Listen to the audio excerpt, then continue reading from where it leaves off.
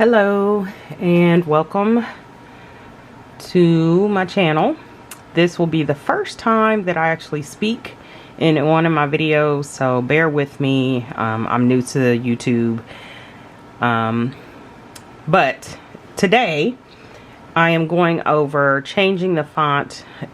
As you know or may not know, if you're new to embroidery, whenever you embroider something, you have to do a test run. Make sure it looks okay. Here is my test hat. I did the design Faith Over Fear, and as you can see, there's some spots here that just didn't come out correct. What I have found, the font just wasn't good for this particular hat. It is a structured hat, and it didn't come out as smooth in the back as what I would have liked. It's kind of bunched. So I'm going to try this with a different font in order to do my second test. This time I'm going to do it on this blue hat here. So sorry if you can't see it very well. It'll get better, I'm sure, as I record more.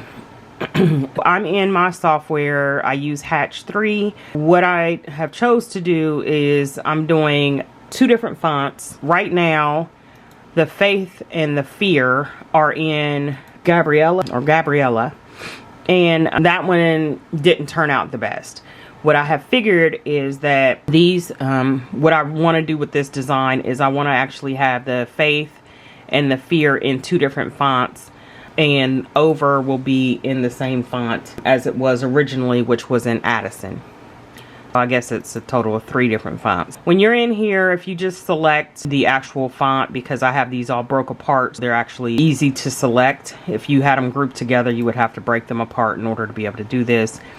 So I'm going to change this, and the font that I'm going to try to use this time is a script font. I really like script, and I think it'll look a little bit better. Leaving Addison as is, and I do have this line, and although it's showing this is in blue and black, I'm actually not doing the color in blue and black. I use a single needle. It's really easy to have the colors change because you have to change the colors manually anyways. I don't get too caught up on whatever colors show on the screen, but if you had a multi-needle, it would be important for you to change your font color. The other thing is I'm doing these in my original. In order to thicken it up, I used it as a raised satin, and with this I'm now going to just use it as a satin because this is a thicker font anyhow. Now I'm going to change the Fear. I'm going back over to lettering, and I am doing a Kristen ITC. These are just the ones that are already loaded. I just think that with this particular design, it will just really pop a little bit better. With the Over, I am going to make it a little bit larger by just expanding it. And then I always use just the center and get everything right back into alignment. If you notice, I have my red box around. I always have my hoops preset, so that way I can always make sure that they're going to fit the right size. So if it was a 4x4 or a 5x7, I have an 8.5 by 10, etc., etc. Since this is going on a hat is typically 130 by 60. That's what this is. And I know when it transfers over to my machine that it will for sure fit a hat.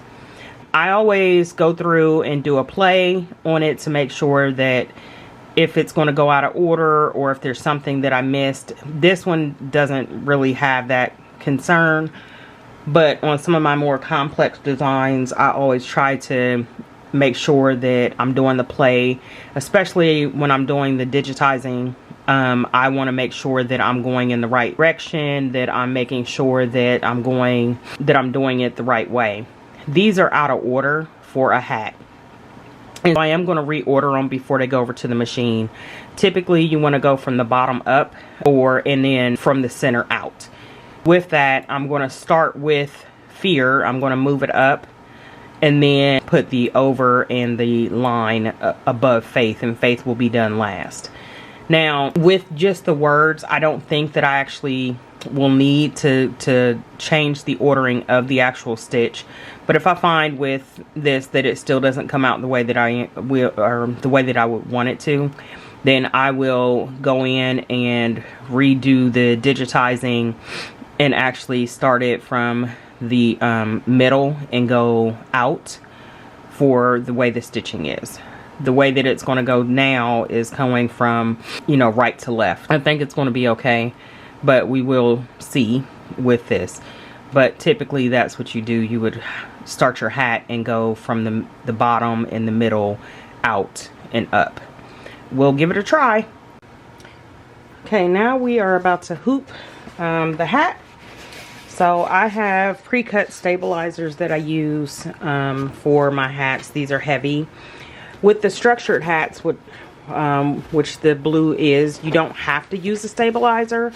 This is a tearaway. I like the way that it finishes with it. I have done it without it before. I just particularly think that it comes out better once you do use the stabilizer. So with this, I place it in here. I get it through the little pins that hold it in place. Make sure that the hat has a little bit of a curve to it, and then I place the hoop here, and I line it up. Luckily this one is a 6-panel hat, and so the line here matches up with the seam there, and I can then make sure that I pull out this seam here, or the lining, and I place it on the hoop. These two ends go into the slots, and then I just make sure that the seam is lined back up and that everything is straight, because once it starts embroidering, you can't do anything about it and you have wasted a hat. I typically go to the thrift store and I get some cheap hats as my test subjects. I do that also with my clothes, or if I have clothes I'm not using anymore, I donate some, and then the rest I use for my test and embroidery. That way I am not wasting, you know, as much money trying to get a test materials, because some designs do not work out the way you expect, and therefore you have a lot of testing to do. It just all depends. I just worked on one for my church, and it was a little cumbersome, and so I went through 2 of my test shirts trying to do it, and it was a very detailed design, but ultimately it only took 2, and I got it done and digitized, and it turned out great. Which I'm sure if you look on my site or on my page, you'll see it. It's the Better Together. So that turned out well. So I am now just putting the clips on, and we will move over to the machine. But I am going to now put the hoop on, or the hat on the hoop, so we can see that.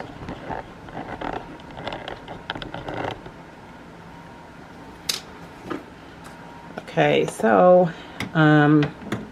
if you are new to this, and there's this black little lift, and whenever you're using these types of hoops, it's best to use this in order to allow for the clearance. So you turn the hoop sideways in order to clear the needle, because it has a little clearance, and then you turn it back right. There are slots on your actual hoop that fit into that fit onto the machine.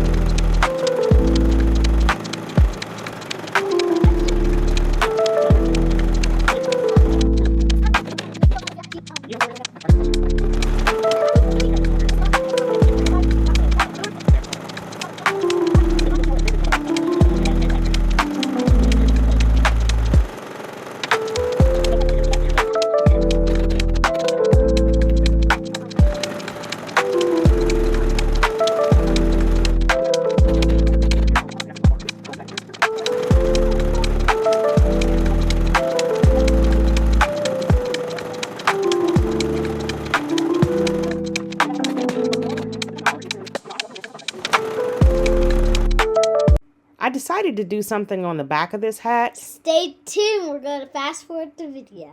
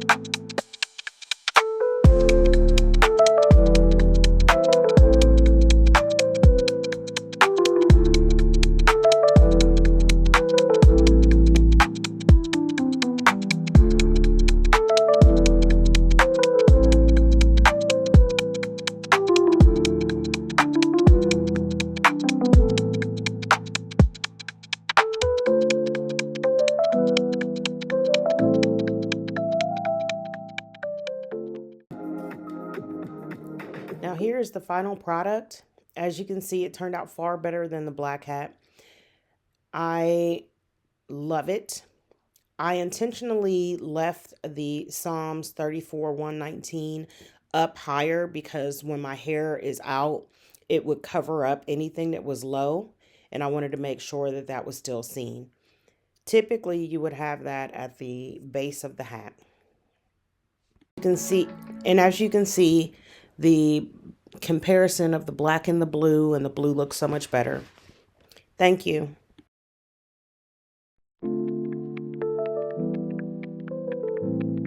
Sensations embroidery.